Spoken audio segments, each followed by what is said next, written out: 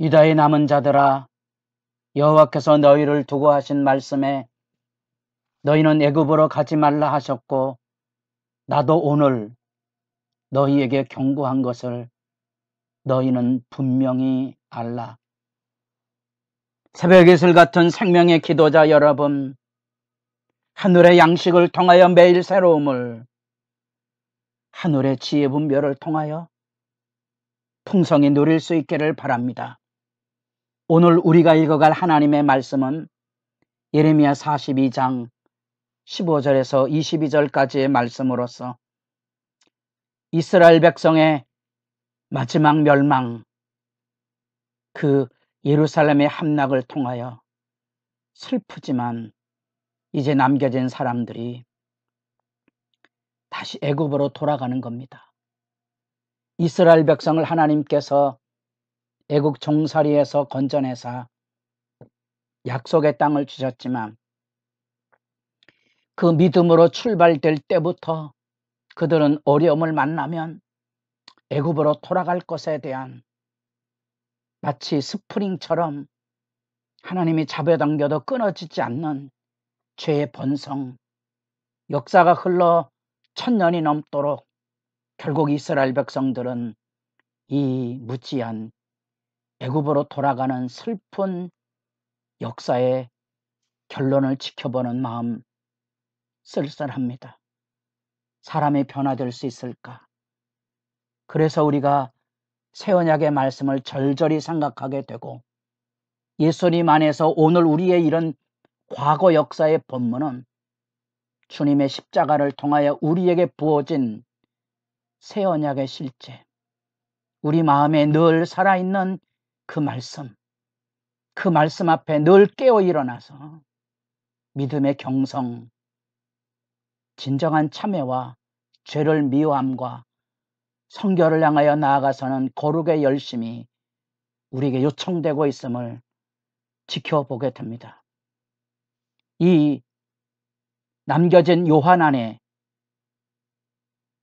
유다의 남은 자들이 자꾸 현실에 매달려서 애굽으로 결국 내려가고 있는 슬픈 장면 앞에 여기 서 있습니다. 바벨론 세력에 대한 두려움 때문에 이스마엘이 저지른 그달의 암살을 통하여 두려움에 젖은 그들은 예레미야에게 기도와 신탁을 청원하고 그것이 우리에게 좋지 않든지 막론하고 순정하려 함이라. 6절, 우리가 우리 하나님 여호와의 목소리를 순정하면 우리에게 복이 있으리라. 신앙 고백이 무색하게 마치 애굽에서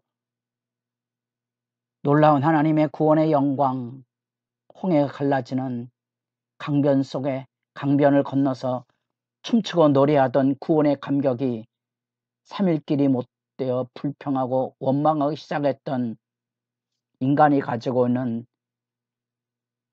죄악의 고집, 죄라는 말에는 이게 담겨져 있고요. 중독이란 말이 어울리죠. 인간은 그렇게 죄에 중독이 돼 있고 욕망에 오염이 돼 있어서 고집스럽게 죄악을 반복합니다.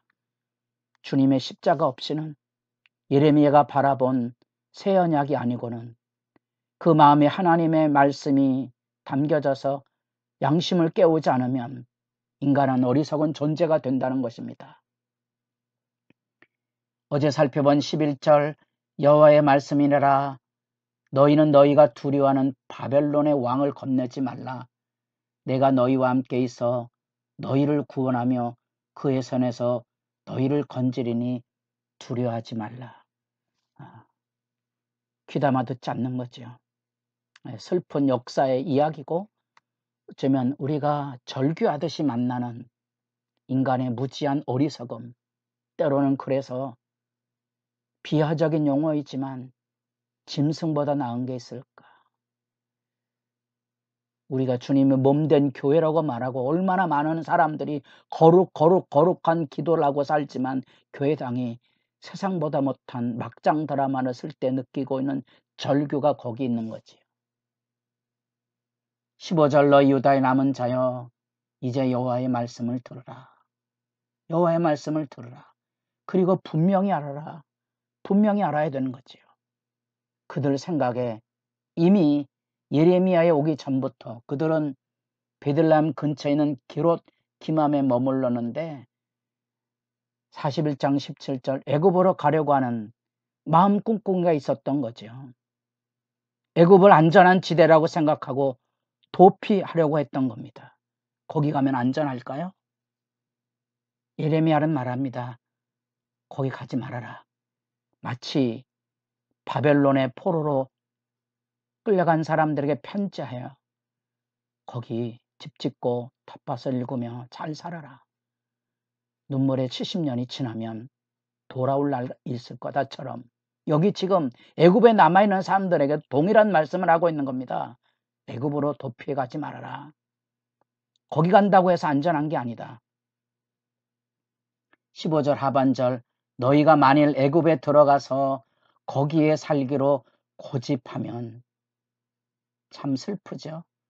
거기에 살기로 고집을 해야 될 이유가 없는데 끊임없이 그 고집을 가지고 17절에 무릇 애굽으로 들어가서 거기에 머물며 살기로 고집하는 모든 사람은 이와 같이 되리니 곧 칼과 기근과 전염병에 죽을 것이라. 바벨론에 항복하지 아니하면 결국 이 재앙을 당할 거고요. 고통을 완화하기 위해서라도 항복하고 비참하지만 눈물을 흘려가며 포로로 끌려가며 참회를 배우고 인내를 배우고 죄의 싹쓸 눈물을 삼켜가며 부정한 땅에서 부정한 음식을 먹으며 하나님의 긍휼의 때를 기다려야 되는 거죠.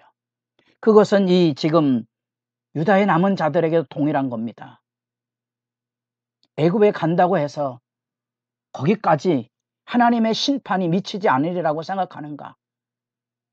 마치 요나가 하나님의 눈을 피하여 다시스로 가려는 것처럼 애굽에 가면 너희들이 평안할 줄 아느냐? 그렇지 않다. 바로 거기까지 하나님의 심판이 미치고 거기까지 하나님의 심판이 따라가서 거기까지 하나님의 심판의 죽음이 그곳에 있을 것이라 하는 겁니다. 어쩌면 마음 무거운 이야기지만 하나님 왜 이렇게 자기 백성에 대한 심판을 선포하고 있는 걸까요? 여호와가 누구인지를 알아야 되는 거지요. 하나님은 우상이 아닙니다.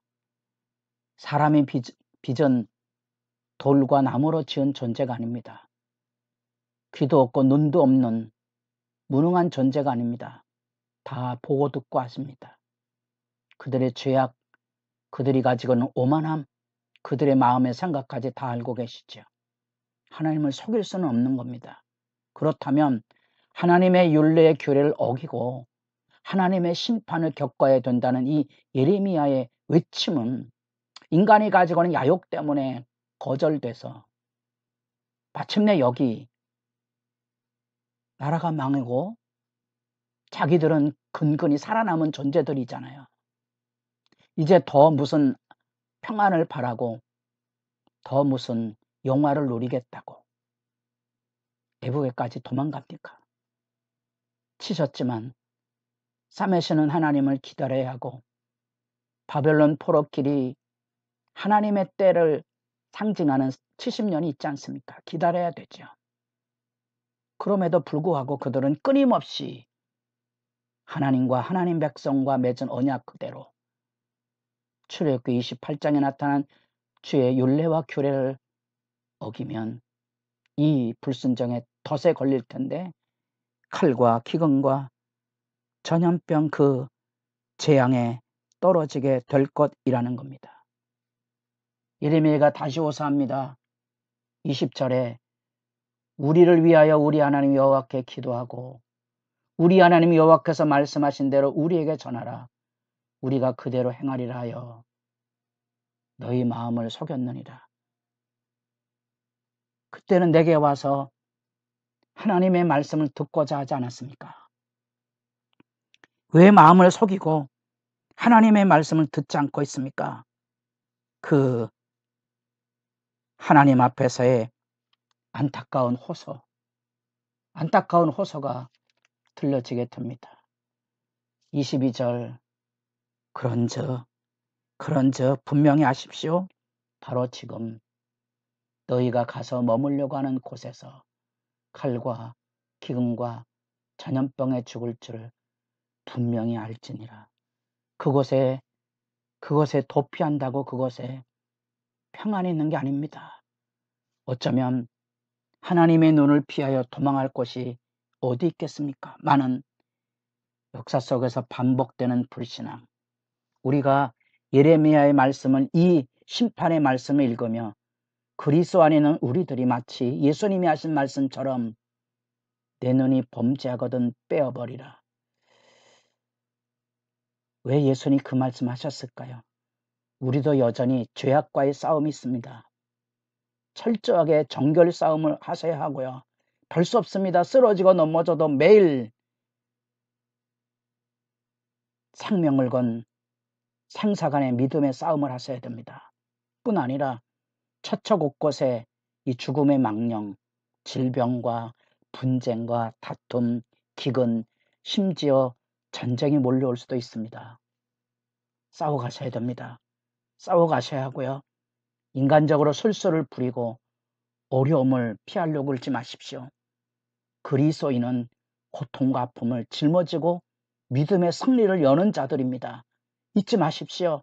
교회를 통하여 우리가 해야 될 일, 십자가 지고 가는 일에 당당하도록 서로를 세워주셔야 됩니다. 그 경각의 메시지가 있습니다. 기억하시고 여러분의 기도에 마음 뜨거운 은혜가 용서서 모를 때까지 부르짖는 시간이 진정 복되기를 바랍니다.